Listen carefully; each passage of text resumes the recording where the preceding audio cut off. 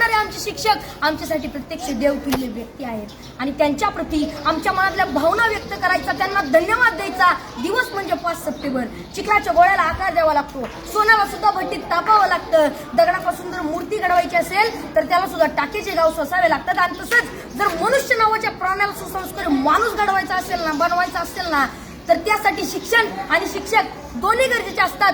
तेव्हाच सुसंस्कारी माणूस तयार होतो.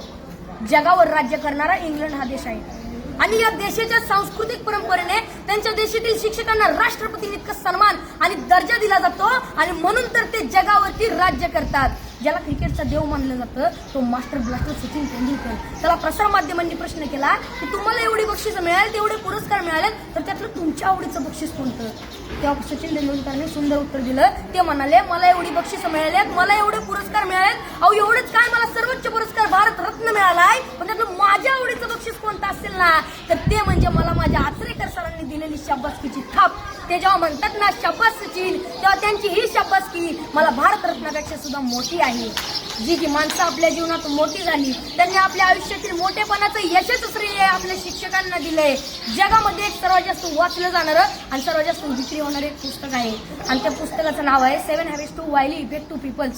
यशस्वी लोकांच्या 7 सवयी. आणि हे पुस्तक लिहित असताना ते लेखकाने जवळजवळ 3000पेक्षा जास्त यशस्वी आणि सर्व क्षेत्रातील लोकांच्या मुलाखती घेतल्या होत्या.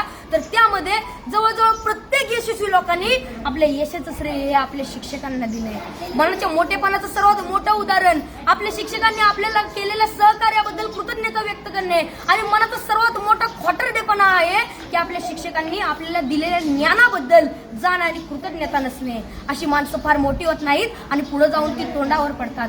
असंच एका मनाच्या मोठेपणाचा एक मोठा प्रसंग या ठिकाणी मला सांगावा असं वाटतो. एकदा डॉक्टर बाबासाहेब आंबेडकर इंग्लंडवरून भारतात येत होते. ही बातमी त्यांच्या कार्यकर्त्यांना, त्यांच्या आयोजकांना समजली. त्यांचे कार्यकर्ते बाबासाहेबांच्या विमानाची वाट बघत विमानतळावरती थांबले. बाबासाहेबांचं विमान 2-3 तास लेट होणार होतं, पण तरी सुद्धा त्यांचे कार्यकर्ते त्यांच्या स्वागतासाठी त्यांची विमानतळावर 2-3 तास वाट बघत थांबले आणि 2-3 तासानं बाबासाहेबांचं विमान विमानतळावरती लँड झालं. बाबासाहेब खाली उतरले. बाबासाहेबांचे सर्व कार्यकर्ते बाबासाहेबांच्या दिशेने पळत सुटले. ढोल ताशे वाजू लागले. बाबासाहेबांच्या घोषणांनी आकाश दुमदुमून गेलं. बाबासाहेब आप आगे बढ़ो, हम तुम्हारे बाबासाहेबांचा विजय असो अशा घोषणा देत होते. कोण बाबासाहेबांच्या पायात पडत होतं तर कोण त्यांना हार घालत होतं. बाबासाहेबांची नजर समोर गेली तर समोर बसलेला एक म्हातारा माणूस मात्र बाबासाहेबांचा हा कौतुक सोहळा अतिशय प्रेमाने पाहत होता.